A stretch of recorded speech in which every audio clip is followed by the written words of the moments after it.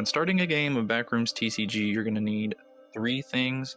You're going to need a 52 card deck, balanced using our ratio guide of 30 room cards, 10 entity cards, 10 item cards, and 2 outcome cards. You also need a coin or token with a heads or tails side. We have a movement token available on our website. This will be to track your location on the field of play, as well as to flip for a pay night gem, one side being the gem, one side being for movement. You'll also need a way to track sanity. We recommend a D20, as sanity caps at 20, and this will be an easy way to calculate it, or you can use a piece of paper, calculator, or anything else to track numbers. Other than that, you'll need a basic idea of the layout of the game. These playmats help that. They are also available on the website, but they're not necessary for play. As long as you understand the basic layout of the 8-card circle for the field of play, you have a separate space for inventory, your pool pile, your discard pile, and next level decks, which you don't really need at this point as we don't have expansions. So on your first round, known as the no clip round, you're going to shuffle your deck, then you'll draw 12 cards.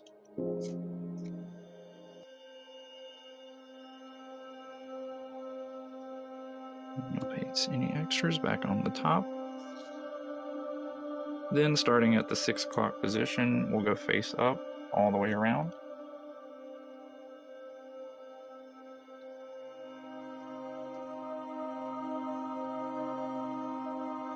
With the remaining 4 cards being your deck in hand, which will stay face down and to the side. When no clipping, you will look for the first available room card starting at the 6 o'clock position. If there's no room card available, you'll move around clockwise until you find one. In this case, hallway is right here.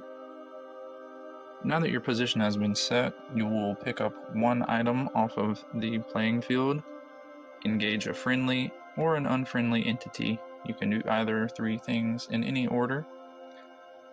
So in this case, I will take one item off the field of play, the electric tennis ball, and then we will engage this friendly entity, Deathmoth. Deathmoth does not have to be defeated. Since it is a friendly entity, all you have to do is read the card's description and perform any actions described.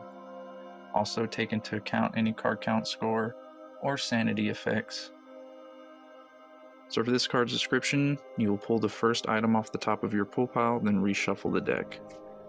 So no item. Then we found another tennis ball. So a tennis ball will go in our inventory. Then, in theory, we would shuffle the deck, but for sake of brevity, we will not. Okay, moving forward, your friendly entity, since we performed its description, and then move on to engaging one unfriendly entity. In this case, it would be Smiler. Now, Smiler moves into the field of play. We calculate any sanity. So, Smiler is -4, taking us to 16. After your sanity has been calculated, then you will calculate the card count score on the entity, this one being taking 1 from your deck in hand. So we'll take 1 and we'll move it to the bottom of our pool pile.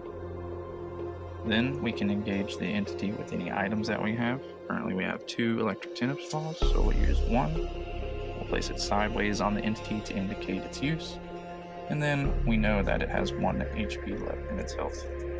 After this, we'll move on to our next movement round. So on your movement rounds, you're going to move room cards in a diagonal fashion across, and that will indicate where your new room will be and where you'll be located at. So with this comes a few mechanics. You cannot cover certain cards like the Void or any other permanent fixtures on the field of play. You cannot cover unfriendly entity cards, but you can cover friendlies and you can cover items. So for this gameplay scenario, we cannot cover the Void with Punctured Hall, but we can move Dead End and we can move Corner. So with that, we will move Corner diagonally across from itself, and we'll move our position token there. Also with this, you cannot move any card that you're currently in or any card across from it, so these cards will also be locked off. So we'll move our position token here. Now we are in our new room. Now that we're in our new room, we'll calculate our sanity score up from 16 to 17 using our d20.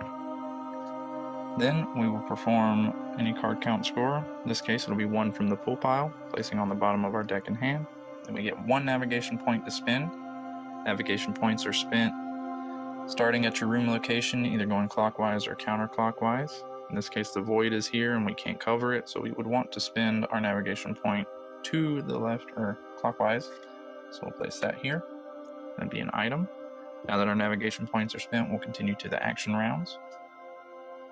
For this, we'll collect any items on the field of play, which will be Flash Sphere. Then we will continue to engage the entity in the center of the field of play.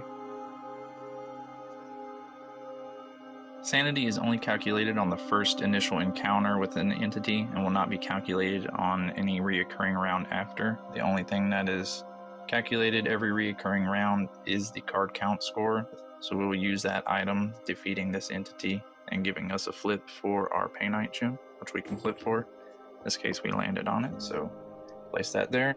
So then we would discard every card from this engagement to the discard pile. On your movement round, just like before, you can't move any card that you're currently in or cover any fixed cards on the playing field. So for this one, we'll move hallway diagonally from itself, move our token over there. We'll calculate our sanity score, which would be a +3 for the hallway, taking us back up to 20. And we will calculate our card count score, which is 3 from the full pile. Then we have 2 navigation points to spend. Same way as before, starting at your room card, going counterclockwise or clockwise, depending on which way you think would be better. In this case, we have a permanent here, so that would count as 1 against our navigation score, so we would only be able to place 1 here. Now with this, I think it's smarter to go this way, so let's place 1, 2 here. So with this, we have played hallway and golden stairs. Golden stairs being the ultimate outcome to win this game. You could essentially win the game just by, on your next movement round, taking the golden stairs, moving it diagonally to an open room spot, moving your token there, you have escaped. It's not always going to work out that way. There will be more entities that might come up. Golden stairs may never come up until way later in the game. There's other factors that may come into play. So every game kind of goes different and we'll never play the same twice.